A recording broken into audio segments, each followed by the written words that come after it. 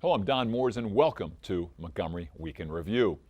At this point, it seems that any bill to redo the troubled immigration system in the United States will die in Congress, doomed for failure. Mariana Cordier, a local attorney, is here to comment. Montgomery County residents care so much about their neighbors. At this time of the year especially, all of us are looking for ways to help the people around us. Chuck Short, Special Assistant to the County Executive, is here to tell us what the county is doing to help those in need during the holiday season. One place to see all of the announced gubernatorial candidates in Maryland is the upcoming Committee for Montgomery breakfast. Barbara Henry, Managing Director of the Committee for Montgomery, will tell us about what the organization is doing this year and introduce the new focus that the Committee for Montgomery has adopted for 2014. Boy Scouts aren't just the troops we know from the past, but we now have Boy Scout groups focusing on career options. At Montgomery Community Media, this very station, we now have Explorer Post 1921 to promote careers in television and multimedia. Kent Sneed, Boy Scouts of America, is here to talk about this new group and explain a little bit about what scouting means in the new era. Mariana. Thank you for having me.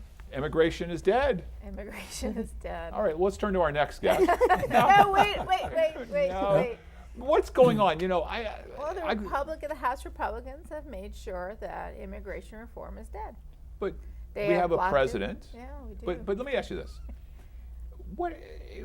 It seemed like just 6 months ago or you know, a little bit longer than that this was a no-brainer. We talked about this. How could anyone mess this up? Because we have so many people who are looking to not turn away from one party.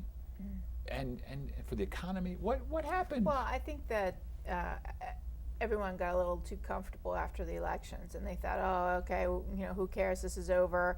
You know, we'll give it a little bit of time, but we'll move on. And they missed the entire importance of the issue, the entire importance of this population that we have in the country. They work hard, they participate, they contribute. I mean, it just is a no-brainer, but the leadership, unfortunately, to push this through has, I think, been maybe perhaps distracted with important issues. I mean, Obamacare has kind of overcome a lot of government shutdown. The government shutdown. I Right. mean, there's a lot of things that occurred that, you know, it kind of took a back seat, but in doing so, it didn't just end up in the back seat, it ended up not even in the trunk. It's out on the road. But Mariana, let me ask you about this real quick, and then let's open it up for folks. Sure. I'm sure everybody's got a thought on this. Is that these are voters. These are future voters. And I spend a lot of time in the immigrant community. We have social conservatives, social progressives. We have fiscal conservatives, fiscal progressive. It's the same sort of spread as we have in majority communities. It's even more short-sighted than that, because the philosophy could be, well, they're future voters, that if we don't, you know, make them, put them on the path of citizenship, we don't have to worry about them at all. But they're forgetting all the folks that do have the vote, who do believe in immigration reform. And I think that, you know, this is the challenge of the community, to come forth on the next elections and really hold these people's feet to the fire. I mean, they really need to do their job. Okay. They need to govern. They can't ignore it. And then a worst case scenario of all of this is that it really harms the country. Yeah. Well, let's get. So my understanding is there's going to be no omnibus immigration bill. The Republicans have, however, been talking periodically, off and on, about sort of chipping away at little pieces here and there, and the Democrats have pretty much said, no, we're either going to do this all or nothing.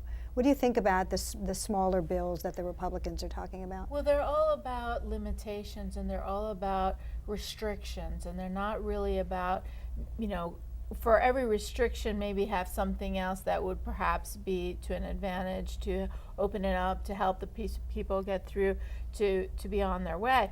But the restrictions they're talking about, you know, the wall, you know, they're talking about, barring, they're not talking about really doing anything substantive. And so they're trying to scare the population into believing that not doing immigration reform is a good thing.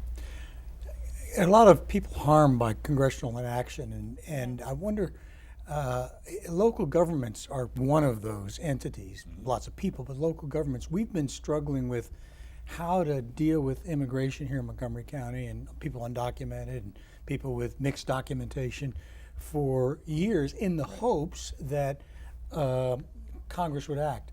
They're not going to act. What do you see happening for local? Don't local governments have some sway with their congressional leaders on this subject? Well, you would hope. You would seriously hope. I think Maryland took the right step in changing the law with regard to Maryland driver's licenses because they thought it was important to make sure that these individuals have a driver's license, and by obtaining a driver's license, complying with all the regulations and laws that to obtain and taking driving courses and hours and all of that stuff. Plus, you know where they are. I mean, they have an identification, you have an address, you have everything that you need to be able to find this person if you were to have or need to find them. So, some jurisdictions, not all, are taking, these kinds of positions, but unfortunately it's a federal issue. Yeah.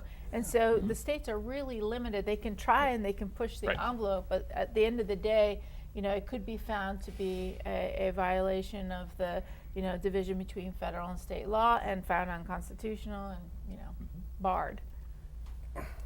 Do you think that Maryland's doing their part in regards to the immigration reform? Or are we keeping up with the times and with the demand? Are we really pushing that forward on that agenda? We got less than 30 seconds. I think Maryland is one of the most progressive states who is responsible in helping to push the issue and helping to identify the best they can how to help and minimizing the negative and promoting the positive. Unfortunately, this is a federal issue, and at the end of the day, it's the federal Congress, the president, that have to make this happen. And Congress has made the decision not to do it. Rest in peace, immigration reform. Yeah, if immigration reform comes up again, they might furlough the government again. See you in 2017, unfortunately. Yes. Chuck, welcome back. Always good to be here, Don. Thank you for having me. One of the remarkable things about this county comes in with that immigration reform and following on. We're this mosaic, and we have people in need no matter what their backgrounds. Montgomery Countyans want to stand up and help. Yeah, it's one of the most rewarding things about being in public service in Montgomery County. It's not the role of the government to jump in and to help every person in need. What we find in Montgomery County, there are literally thousands of individuals, particularly at this time of year, who are actively involved in collecting food, in collecting Christmas gifts, and doing a number of things that will make the holiday times more hopeful and happy for people who live here in Montgomery County who are either without jobs or disabled or have other challenges. What's, for 2013, the holiday season, what are the major goals this year that might be a little different from past? Well, I don't know if we have any different goals. Our goal is always, first and foremost, to respond to those in greatest need in the county. Every year we get a few more people in great need, to some extent because what Mariana was saying about the failure of the federal government to act on immigration reform. But our great challenge is to continue to engage the faith community, civic community, and other organizations to step up and do what people really want to do in their hearts. And that's really the role of government, is to help facilitate people to act through their particular chosen organization. Give me an example that you're particularly proud of here in the county, or what you want to highlight for this coming season. I'd love to take even this much credit for this wonderful idea. So in Kensington, St. Paul's United Methodist Church. Right, downtown. Downtown Kensington, Maryland. A couple of months ago, they worked with a number of the neighbors in that area, not just members of their community, and they came to a consensus. And their consensus was this: they have declared their zip code, which is I think 20895, that is it, as a no hunger zone. Everybody in the businesses in that area, of course led by St. Paul's and other denominations, are guaranteeing that if anyone's hungry in their zip code, they will make sure they get food. Wow. That's fantastic. Isn't that inspiring? That is That is. great. Yeah. Great. You have been a part of the government here and HHS directing that so long. Trends that you've seen that lead us to 2013. You mentioned that we have more people who are on the, I don't want to say desperate side, or perhaps on the desperate side. Where are we as you've look back over your career? I think we're seeing an increased amount of demand for some help, at least temporary help. A lot of people in our county are seasonal workers, so we're seeing an increased demand for help, particularly in the wintertime when when folks can't work outside. On the other hand, the good news, the inspiring news, is we're seeing increased participation by our community, the members of our community, our citizens, our businesses, our faith communities, in responding. So it's a mixed report, Don. Okay. The bad news is we got more people needing it. Right. The good news is we got more people responding. So Chuck, my understanding is that nationwide, the vast majority of people who are living in poverty, people who are hungry, are children.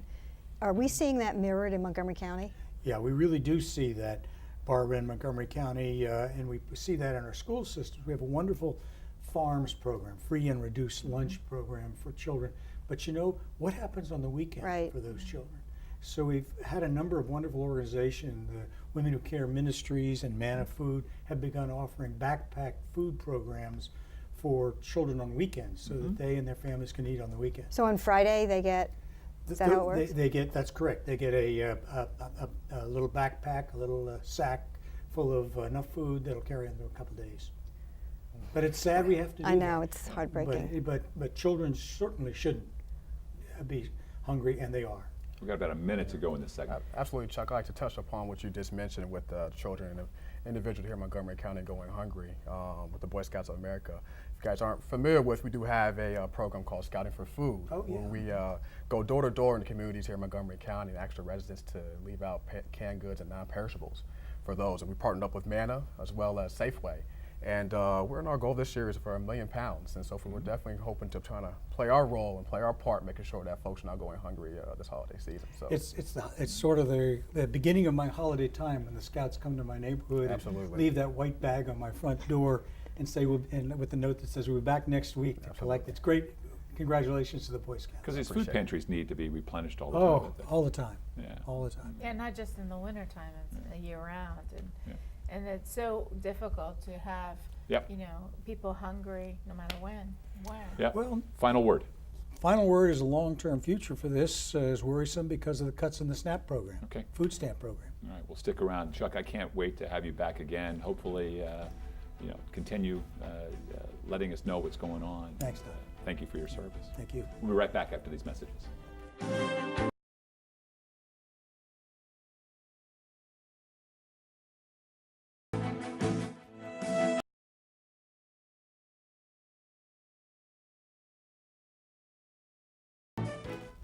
And we're back. Barbara Henry, welcome back. Thank you. Committee for Montgomery may be the high point of the year in terms of bringing the community together with Annapolis, with Baltimore, with both statewide and sometimes national politicians and leaders. Committee for Montgomery breakfast is coming up, That's isn't correct. Monday, December 16th it? Okay, at 7 a.m. good. We attract around 800 people. So it must be a good event if you can get 800 people out at 7 a.m. Well, and it's 806 people though this year, right? Yeah, it's 806 people this And year. who are those 6 extra The people? 6 people are the 6 declared gubernatorial candidates, 3 Democrats, 3 Republicans. Okay. Sort of a difference from what we usually do. We usually have either the president of the Senate or the Right. Speaker of the House. We've done that for years. This year we decided to invite in the 6 major candidates. We've heard from 5 of them. 5 of them are coming. One Okay. of them still considering, and we're going to do a little Q&A with Brad Bell from WJLA as the moderator. Okay. I'm very good with a hook. So if some of these folks go on too long, you can let me know if I can help. Well, we do have plans for that. And the other thing that's wonderful about this event is it attracts essentially every elected official in Montgomery County. So If you want to see them or talk to them, there's the schmooze period in the beginning where everybody's just sort of together to do that.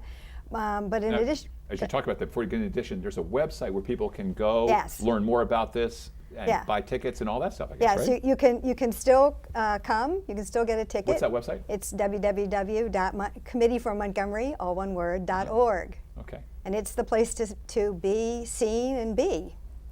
Yes. Yeah, so this, as far as I know this year, we're having the same 800 people, and everybody who's elected or probably wants to be elected, since it's an election year, that'll be real interesting to see who turns out.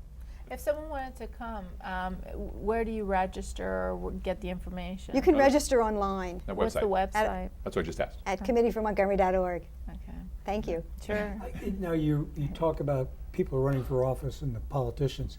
A number of people I know are in private nonprofit organizations, and they tell me that they're looking forward to going. Curious, why would they be coming to this breakfast? Well, a lot of times, particularly in Montgomery County, we have a lot of nonprofit organizations that are supported in part by public money.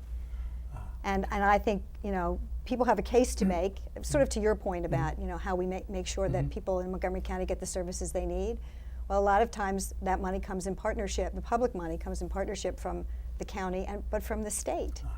So we need to make sure that we're getting our fair share of state funds. Have them hear individually from us what our concerns or needs are. Right. Is there a way of submitting questions? If you wanted to submit a question to the Q&A? That's a very good question, and the answer is no. Oh, Unfortunately, it's a very tight period of time. Yeah. We're sort of known for getting people in at 7 and getting them out at 9:30 so they can go to work.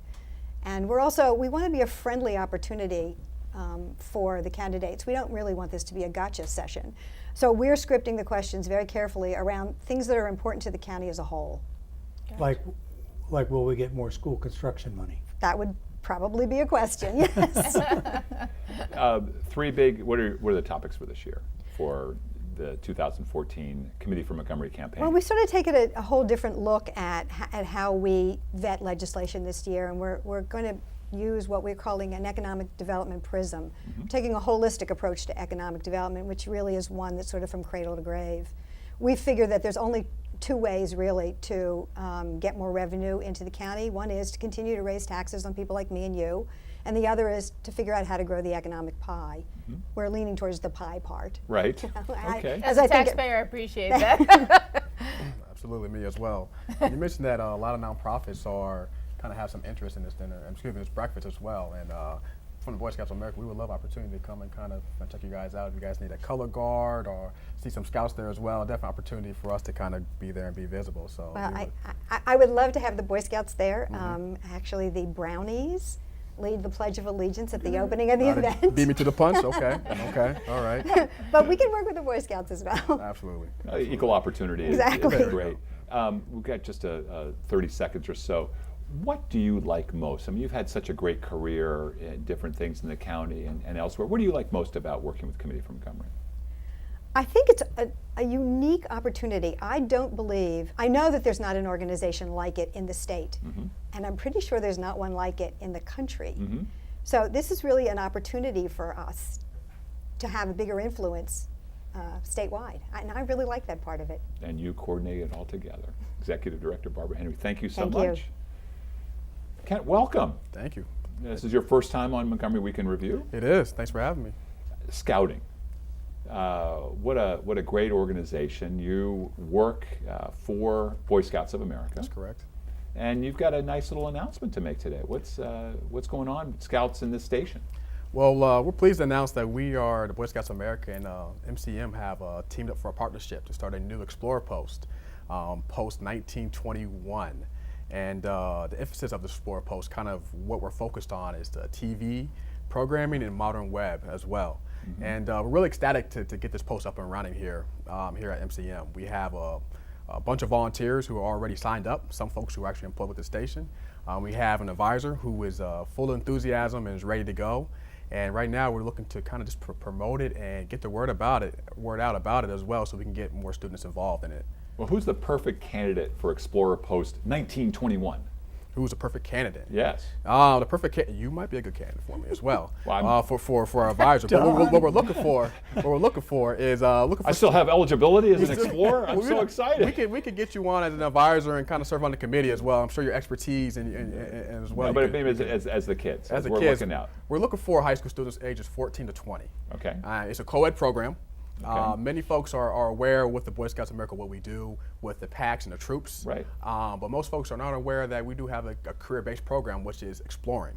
Okay. And exploring is it's a new upcoming thing right now. Now, people can learn. I understand there's a website, so people can learn more by going to your website. What's that website? The website is www.post1921.org. Wow. And you can go on there. You can tell us a little bit about yourself. A little bit more about some upcoming meetings and projects that we're working on, and really kind of get on the listserv so we can keep you in the loop about what's going on. Okay.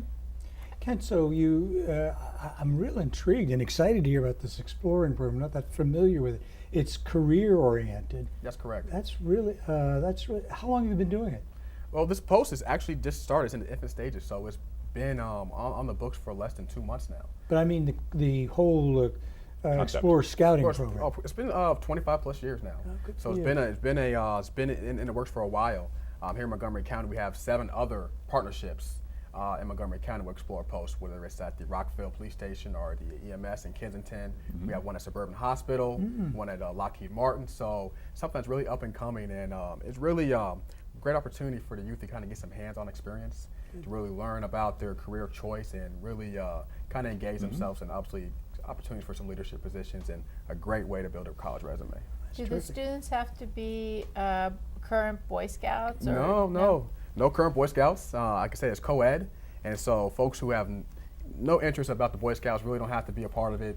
It's really, like I said before, it's 100% career oriented, and like I said before, it's a great opportunity to get that hands-on experience and really get a head step into the workforce here. Is there an application process for this? How do you choose from the kids you get? So here, we don't have a limit here at MCM. We are, they want as many as 75 youth. Wow. And they'll keep on growing as well.